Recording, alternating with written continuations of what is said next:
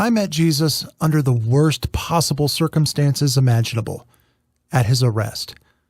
Oh, don't get me wrong. Being a servant of the chief priest, Caiaphas, I heard a lot about Jesus.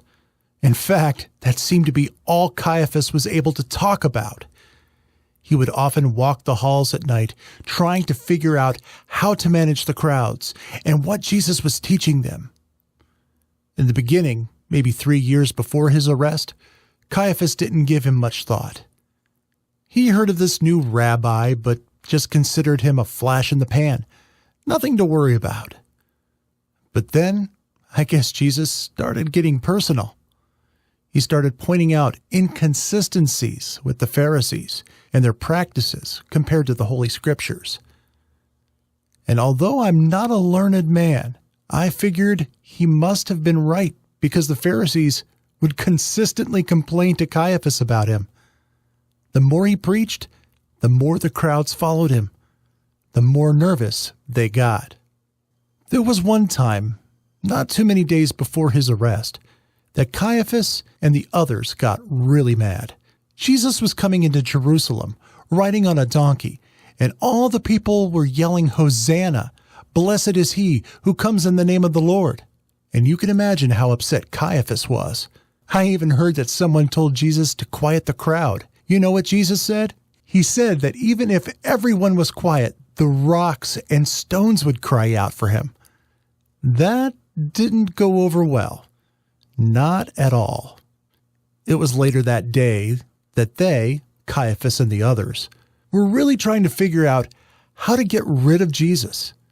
I'm not just talking about running him out of town, but as big as they talked in Caiaphas's house, they were too afraid of the crowds. They worried that if they did kill Jesus, the crowds would revolt. Caiaphas is no dummy. He knows he has his position by the grace of Pilate.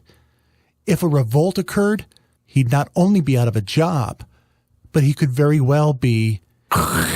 So everyone seemed content to wait until after the Passover, at least till the crowds thinned out some. But then that disciple of Jesus showed up with an offer none of them could refuse. He would take them to Jesus when the crowds weren't around. That suited Caiaphas just fine, so he paid Judas off.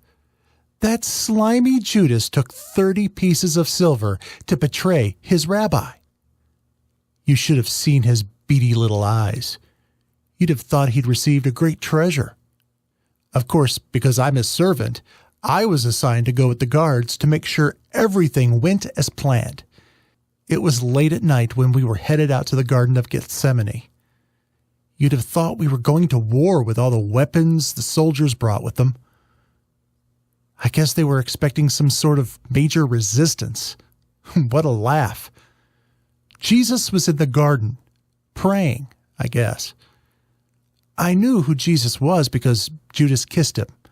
That was the sign to make sure we got the right guy. All the other men there seemed to be sleeping or just waking up.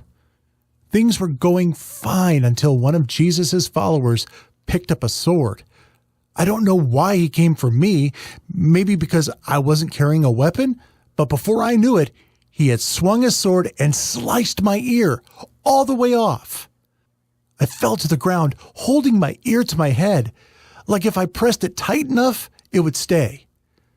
As I was crying out in pain, Jesus came to me, touched my ear, and instantly I was healed. I sat on the ground in shock. I saw the soldiers take Jesus away. I saw the disciples run the other way, and still I sat there. What kind of man would help his enemy? I mean, that is who I was to him. It didn't matter what I believed about him.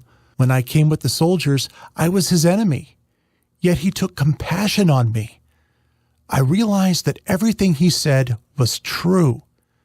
Everything Caiaphas was afraid of was wrong. Jesus wasn't trying to ruin things. He was trying to show us God's love. I'm glad to have met Jesus. He touched me, made me whole again. and I have never been the same.